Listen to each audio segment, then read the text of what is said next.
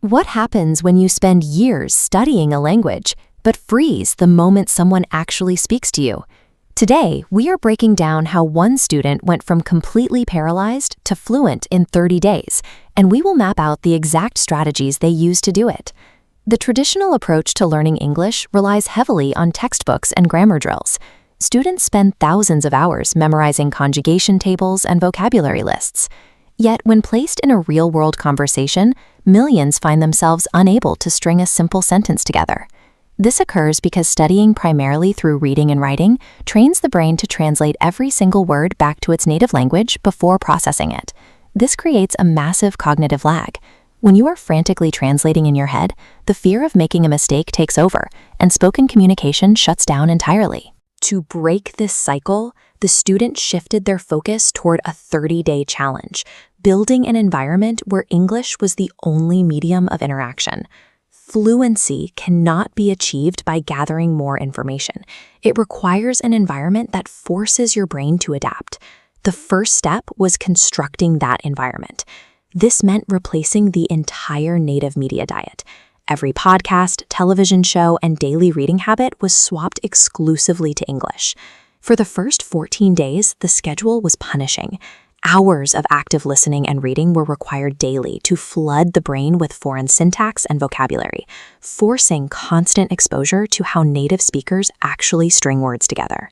This graph illustrates the forgetting curve, showing how quickly we lose new information over time. To combat this, the student used spaced repetition.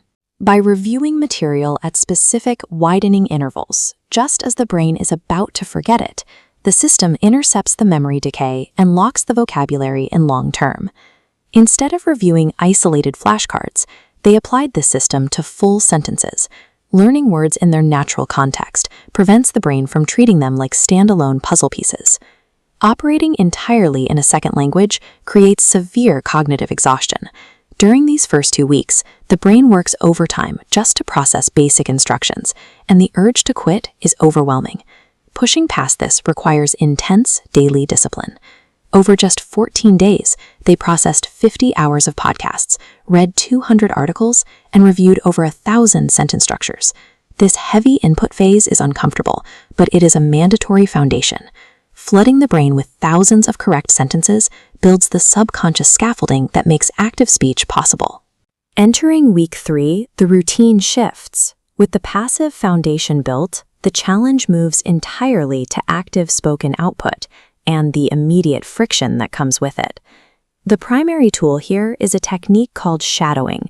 This involves recording yourself as you listen to native audio and instantly repeating the words out loud, mirroring the exact rhythm and intonation. Practicing with real conversation partners reveals the gap between understanding a language and producing it. Stumbling over words and failing to express basic thoughts creates a deep sense of embarrassment. Getting past this requires a deliberate psychological shift. By failing repeatedly, day after day, the emotional weight of making a mistake begins to fade. Relentless consistency wears down the fear of looking foolish. As the challenge enters week 4, the cumulative density of the previous 20 days takes effect. The brain simply does not have the time or energy to translate every single word back to the native language anymore. This animated diagram visualizes that exact tipping point. When listening and speaking align into a single continuous wave, the brain stops translating and begins thinking directly in English. Fluency is reached exactly when that cognitive lag time between hearing a question and speaking an answer is destroyed through sheer volume of repetition. The contrast between the first day and the 30th is stark. The student who initially froze at simple questions can now navigate complex conversations fluidly, without hesitation. The constant high-pressure output forced the brain to forge faster links between thought and speech, bypassing the need for conscious effort. The speed of the transformation reflects the total volume of practice hours condensed into a single month, showing that consistency can substitute for supposed natural talent. There is a distinct power in simply showing up every single day and choosing to embrace the struggle. If you are ready to start your own 30-day challenge, remember to start small and stay dedicated.